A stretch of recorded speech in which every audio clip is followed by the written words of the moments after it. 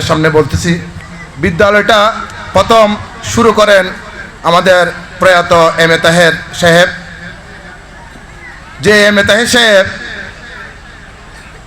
এখানে দীর্ঘস্থায়ীভাবে ছিলেন না। উনি থাকতেন কোথায়? ঢাকায়। ঢাকায় থাকা সত্ত্বেও উনি যে আজকে আমাদের মাঝে এই এলাকায় একটা হাই স্কুল ছিল না, আমাদের যেতে হতো কোথায়? নারায়ণগিরি নয়তোবা আমাদের কোতলা স্কুলে।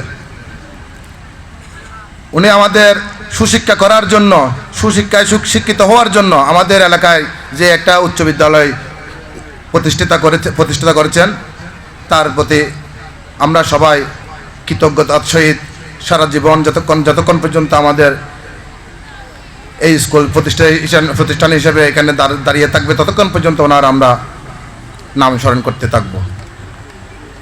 সম্মানিত উপস্থিতিগণ, আমি আমার বক্তব্য দীর্ঘায়িত না করে সংক্ষিপ্ত আকারে আমার বক্তব্য এখানে শেষ করছি। ধন্যবাদ সকলকে।